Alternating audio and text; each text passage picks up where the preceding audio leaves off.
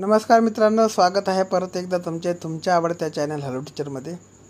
मित्रांनो, सप्लाय इन्स्पेक्टरचा जो निकाल आहे तो काल लागलेला आहे आणि याच्यामध्ये जे विद्यार्थी आहे फार मोठ्या प्रमाणामध्ये निराश झालेले आहे, कारण ती कट ऑफ जरी हाय गेलेला असला तरी गुणवत्ता यादी याच्यात जाहीर करण्यात आलेली नाही आणि डायरेक्ट सिलेक्शन लिस्ट हे लावण्यात आलेली आहे।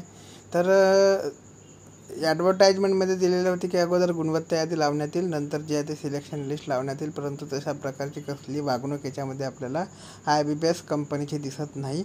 डायरेक्ट सिलेक्शन लिस्ट दिली, त्याच्यामुळे मुलांनी हजार रुपये भरूनसुद्धा मुलांना आपल्याला किती परीक्षेमध्ये मार्क मिळले हा जाणण्याचा सुद्धा अधिकार नाही का, असा प्रश्न उद्भवत आहे। ठीक आहे, तर वेगवेगळ्या प्रतिक्रिया मुलांच्या येत आहे ह्याच्यावरती।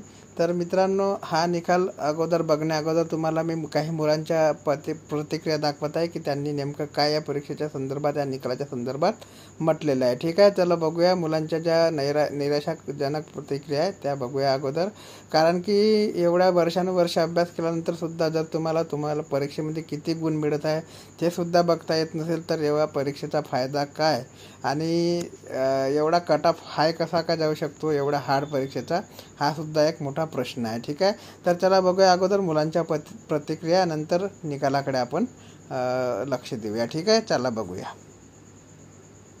तुम्ही याच्यामध्ये बघू शकता, याच्यात ॲडव्हर्टाइजमेंटमध्ये क्लिअर लिहिलेलं आहे की अगोदर गुणवत्ता यादी प्रसिद्ध करण्यात येईल, नंतर जे आहे ती सिलेक्शन लिस्ट लावण्यात येईल। ठीक आहे, पुरवठा निरीक्षक पदाच्या अंतिम निकालापूर्वी सर्वसाधारण गुणवत्ता यादी जी आहे ते संकेतस्थळावर प्रसिद्ध करण्यात येईल असं याच्यामध्ये म्हटलं आहे। ठीक आहे, याच्यावरती ज्या मुलाच्या प्रतिक्रिया काही ते बघा। याच्यात पुरवठा निरीक्षक अगोदरच गुणवत्ता यादी न लावता थेट निवड यादी लावली, परीक्षेला 1000 रुपये भरून मुलांना किती गुण आहेत हे पण समजत नाही, तर मग अशा परीक्षेचा फायदा काय, ही एक प्रतिक्रिया होती मित्रांनो। आणि आणखी एक दुसरी प्रतिक्रिया या निकालावरती जी आहे ती फार धक्कादायक तुम्हाला म्हणता येईल अशा प्रकारची आहे, बघूया आपण। तर याच्यामध्ये तुम्ही बघू शकता मित्रांनो, एक हे रिप्लाय आलेला आहे मित्रांचा, जनरल मेरिट लिस्ट पण नाही, म्हणजे ह्या निकालाच्या संदर्भात रिप्लाय आहे, जनरल मेरिट लिस्ट लागली नाही। अंदाजे 6 शिफ्टमध्ये परीक्षा घेण्यात आली तरीसुद्धा नॉर्मलायझेशन पण झालेलं नाही, वेटिंग लिस्टसुद्धा लावण्यात आलेली नाही। नेमकी कुठली परीक्षा सामान्य विद्यार्थ्यांसाठी आहे की सगळ्याच परीक्षांमध्ये हेच होणार, दोष तरी कुणाला द्यायचा नेमका। ठाकरे सरकार असतानासुद्धा आरोग्य विभागाच्या भरतीत घोळ केला, हे तेरी सरकार तर त्यापेक्षाही वाईट आहे। तलाठी परीक्षेत 168 मार्क मिळाले, आशा होती की ह्या परीक्षेत तरी काहीतरी चांगले होईल, परंतु निराशाच पदरामध्ये पडली। ठीक आहे, त्याच्यामुळे डिप्रेशनमध्ये जाण्याची वेळ आलेली आहे असं या मुलाचं म्हणणं आहे। साहजिकच आहे मित्रांनो, वर्षानुवर्ष जर विद्यार्थी अभ्यास करत असेल आणि अशा प्रकारचे निकाल जर जाहीर करत असेल तर मुलांनाही निराशा होणारच आहे आणि मुलांचं जे अभ्यासातील मन आहे ते उठणारच आहे। ठीक आहे, कारण की पारदर्शिकता असायला हवी कोणत्याही एक्झाममध्ये, ती आपल्याकडे आता हळूहळू नष्ट होत चाललेली आहे आणि एका प्रकारचा भ्रष्टाचार म्हटलं तरी काही वाईट होणार नाही, परीक्षांमध्ये मोठ्या प्रमाणात सुरू झालेला आहे। ठीक आहे, तलाठी भरत्यापासून तर सगळ्याच भरतीपर्यंत आता आपल्याला ही पोझिशन बघायला मिळणार आहे सरसेवा भरतीची। तर आता पुढच्या टप्प्यात काय याच्यावरती गव्हर्नमेंट काही ॲक्शन घेते की कंपनी काही ॲक्शन घेते काही कळणार नाही आणि मला वाटत नाही की गव्हर्नमेंट काही याच्यावरती आक्षेप घेईल। ठीक आहे, सगळं जे काम आहे मित्रांनो सगळं मिळून मिसळून चाललेलं आहे आणि विद्यार्थ्यांना जे निराश करण्याचं काम आहे, विद्यार्थ्यांच्या भविष्याशी खेळण्याचं काम आहे ते निरंतर सुरू आहे। तर चला बघूया आता नेमका निकाल काय दिलेला आहे त्यांनी आणि किती कट ऑफ कोणत्या कॅटेगरीचा दिलेला आहे ते सुद्धा आपण बघूया। पदाचे नाव आहे सप्लाय इन्स्पेक्टर, ॲडव्हर्टाइजमेंट नंबर होता 63/2022, 18/6/2024 तारखेचा हा निकाल आहे। ठीक आहे, याच्यामध्ये category advertise post, number of candidates eligible for recommendation आणि number of candidate eligible for recommendation as per their original category, असे 4 प्रकारचे कॉलम तुम्हाला दिसत असेल। पहिल्या कॅटेगरीमध्ये ओपन जी कास्ट आहे त्याच्यामध्ये ॲडव्हर्टाइज पोस्ट होत्या 31, याच्यामध्ये number of candidate eligible for recommendation 23 दाखवत आहे आणि 4 कॅन्डिडेट जे आहे ते कॅटेगरीमधनं दाखवत आहे। ठीक आहे, 27 ज्या जागा आहे त्या याच्यामध्ये तुम्हाला दिसत असेल। ठीक आहे, याच्यामध्ये ओपन फिमेलमध्ये 31 जागा आहे ॲडव्हर्टाइजमेंट पोस्ट आणि number of candidate for eligible recommendation 31 आहे आणि number of candidate eligible for recommendation for the original caste म्हणजे कास्टमधल्या 12 जागा आहे। ठीक आहे, 12 मुलं जे आहेत ते याच्यातून सिलेक्ट झालेल्या कॅटेगरीमधून। नंतर स्पोर्ट पर्सन तुम्हाला दिसत आहे 6 जागा म्हणजे ॲडव्हर्टाइजमेंट पोस्ट 6 आणि number of candidate eligible for recommendation 6, त्याच्यामध्ये 2 कॅटेगरीमधून आलेले आहे. ठीक आहे. ओपन एक सर्व्हिसमॅन 17-7चा रेशो तुम्हाला दिसत आहे. तर अशा प्रकारचा त्यांनी निकाल इथे दिलेला आहे मित्रांनो. तर जागा वगैरे तुम्ही याच्यात बघू शकता. आपण जे बघणार आहोत ते डायरेक्ट आता इथे कट ऑफला हात घालूया का नेमका एवढा हाय कट ऑफ एवढ्या हार्ड एक्झामचा कसा काय गेला. ठीक आहे.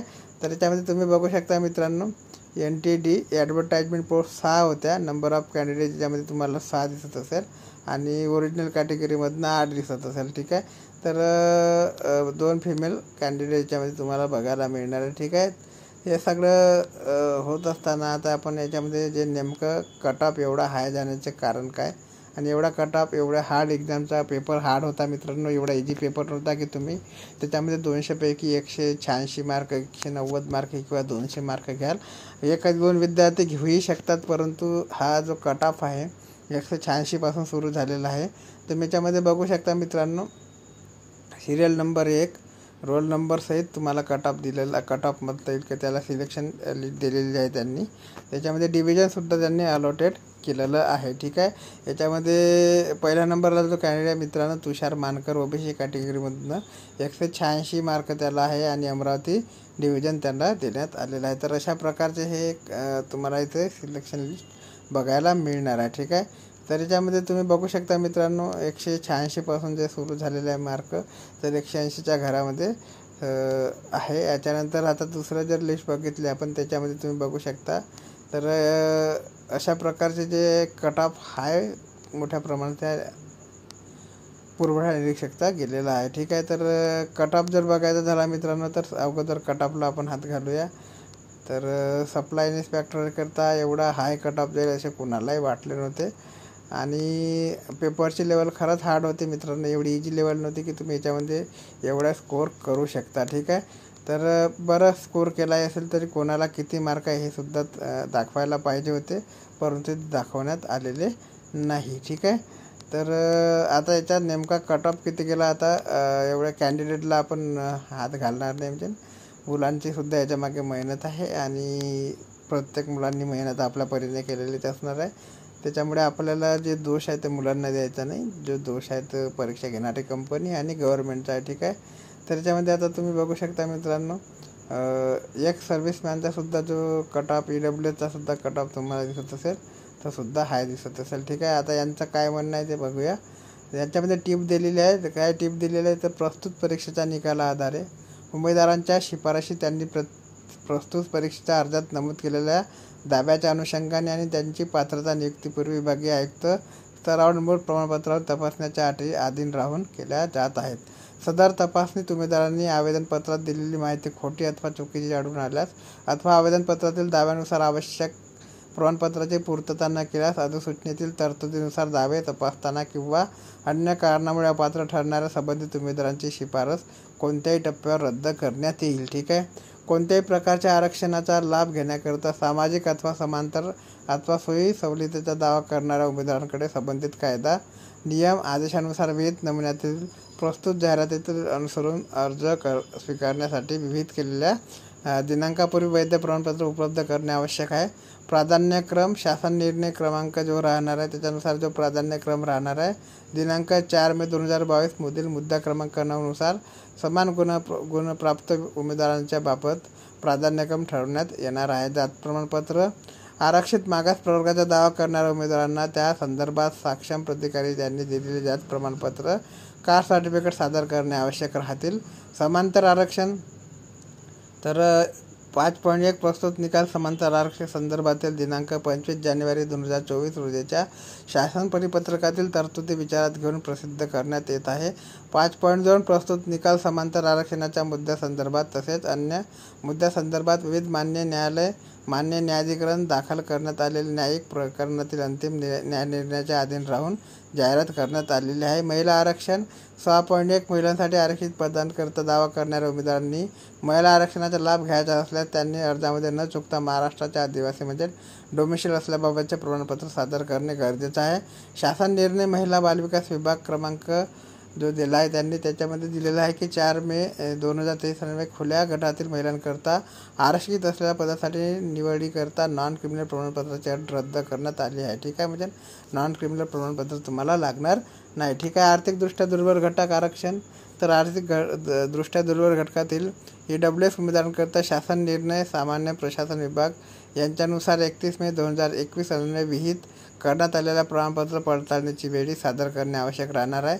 खेळाडू आरक्षण जे राहणार आहे मित्रांनो, अर्जात प्रावीण्यप्राप्त खेळाडूचा दावा केलेल्या उमेदवारांनी शासन निर्णय शालेय शिक्षण क्रीडा विभाग दिनांक 1/7/2016 नुसार तसेच त्यास अनुसरून प्रसिद्ध करण्यात आलेल्या शासन शुद्धीपत्रक दिनांक 18/8/2016 व दिनांक 11/3/2019 नुसार आणि त्यानंतर शासनाने संदर्भित वेळोवेळी निर्गमित केलेल्या आदेशानुसार विषयातील गट पदासाठी निश्चित केलेली क्रीडाविषयक अर्हता व क्रीडा प्रमाणपत्र पूर्व परीक्षेच्या अर्ज स्वीकाराच्या अंतिम दिनांकात किंवा तत्पूर्वी धारण केलेलं आवश्यक राहील.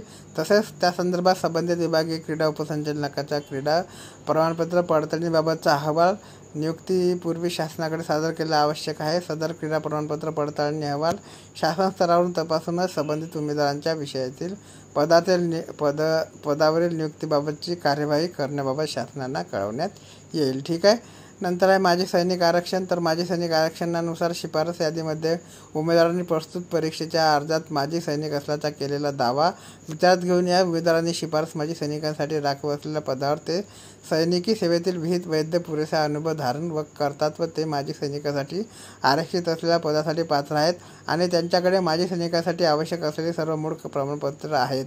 नियुक्तीपूर्वी शासन स्तरावर होणाऱ्या विनिर्दिष्ट पडताळणीत पात्र ठरण्याच्या अटीच्या अधीन राहून करण्यात येत आहे. ठीक आहे. प्रकल्पग्रस्त आरक्षण. शासन निर्णय सामान्य प्रशासन विभाग दिनांक 21 जानेवारी 1980 तसेच या संदर्भात शासनाकडून वेळोवेळी नमूद करण्यात येणाऱ्या आदेशानुसार प्रकल्पग्रस्तासाठी सुद्धा आरक्षण राहणार आहे. ठीक आहे. भूकंपग्रस्तासाठी आरक्षण. पदवीधर अंशकालीन उमेदवारांकरता आरक्षण, दिव्यांगांकरता आरक्षण, अनाथांकरता आरक्षण, तर सगळ्या प्रकारचे तुम्हाला याच्यामध्ये आरक्षण दिलेलं आहे. विभाग वाटप प्रस्तुत पदासाठी उमेदवारांनी अर्ज करताना दिलेल्या विभागाच्या प्राधान्यक्रमानुसार व त्यांच्या सदर यादीतील गुणाक्रमानुसार संबंधित विभाग वाटप करण्यात येईल असे सांगण्यात आलेले आहे. ठीक आहे. आता याचा कटऑफ आपण बघणार आहोत मित्रांनो. बघा कटऑफ बघा तुम्ही. ओपन कॅटेगरी जनरलचा 180चा कटऑफ आणि फिमेलचा 172चा कटऑफ, स्पोर्टचा कटऑफ 168, एक्स सर्व्हिसमॅनचा कटऑफ 160, PAचा कटऑफ 172, EAचा कटऑफ 162 आणि पार्ट टाईम ग्रॅज्युएटचा 174. तर एवढा हाय कटऑफ दिलेला आहे मित्रांनो की त्याची हद राहिलेली नाही. ठीक आहे. कारण की परीक्षेचा जो पातळी होती फार हार्ड होती. याच्यानंतर SCचा कटऑफ बघितलं तुम्ही तर याच्यामध्ये जनरलमध्ये SCचा cutoff 174, female 166, sport 152, ex serviceman याच्यामध्ये 134, PA 134, EA 162 आणि पार्ट टाईममध्ये जागा नव्हती. ठीक आहे. नंतर STमध्ये जनरलचा कटऑफ 170, फिमेलचा 158, एक्स सर्व्हिसमॅन 128, नंतर आहे पार्ट टाईम 162. ठीक आहे. DTA जनरलचा कटऑफ तुम्ही बघू शकता 172, female 162, ex serviceman 140, NTB general 170 आणि female 168, NTC general 174, female 170, ex serviceman 150. जनरलचा कटऑफ NTDमधला बघा 176, फिमेलचा 170. ठीक आहे. एक्स सर्व्हिसमॅन नाही. OBCमध्ये जनरलचा कटऑफ 176, फिमेलचा 168, sport person 152, ex serviceman sport person 160, ex serviceman 152 आणि PAचा जो कटऑफ आहे तो 162 आहे. EAचा कटऑफ 162 आहे, PAचा 166 आहे मित्रांनो आणि पार्ट टाईम ग्रॅज्युएट 170चा कटऑफ तुम्हाला इथे दिसत आहे. SBC कॅटेगरीमध्ये 170 आणि 174 आणि 170चा कटऑफ दिसत आहे. EWS जनरल कॅटेगरी EWSमध्ये जनरलमध्ये 178, female 170, sport 166, ex serviceman 154, PA 170, part time 170. ठीक आहे. दिव्यांगामध्ये हा कटऑफ 170. नंतर आहे टाईप Aमध्ये 170, टाईप Bमध्ये 158, टाईप Cमध्ये 170, टाईप Dमध्ये 174. तर अशा प्रकारचे हे हाय कटऑफ तुम्हाला याच्यात बघायला मिळणार आहे मित्रांनो. अदर रिझर्वेशनचा जर विचार केला आपण तर याच्यामध्ये सुद्धा कोणते लॉंग फॉर्म आहे ते सुद्धा त्यांनी याच्यात दिलेले आहे. तर अशा प्रकारचा मित्रांनो पुरवठा निरीक्षकाचा कट ऑफ आहे ना, निकाल आहे. ठीक आहे. आता याच्यावर एकच सांगणं आहे मित्रांनो की परीक्षा ज्या आहेत त्या पारदर्शीपणे होणे आता जवळपास बंद झालेलं आहे. कसल्याही प्रकारची पारदर्शकता या परीक्षेत नाही. फक्त डायरेक्ट निकाल दिला, मुलांना किती गुण आहे ते कळलेले नाही, कोणाला किती गुण आहे त्याचे आन्सर की नाही, काहीच नाही. डायरेक्ट सिलेक्शन लिस्ट आणि वेटिंग लिस्टसुद्धा याच्यामध्ये डिक्लेअर केलेली नाही. तर अशा प्रकारचा निकाल आता देणे सुरू झालेले आहे. तरी बघूया आता भविष्यात काय होऊ शकते पुन्हा. याच्यापेक्षा तर वाईट काही होणार नाही असं मला वाटत नाही. आता हे सर्वात जे वाईट परिस्थिती मुलांवरती सुरू आहे सरळ सेवेच्या बाबतीत. ठीक आहे. बघूया याच्यानंतर आता पुन्हा काही अपडेट आपल्यापर्यंत आले तर तुमच्यापर्यंत पोहोचवण्याचे कार्य चॅनलच्या माध्यमातून वेळोवेळी केले जाईल. तोपर्यंत जय हिंद, जय महाराष्ट्र, जय शिवराय.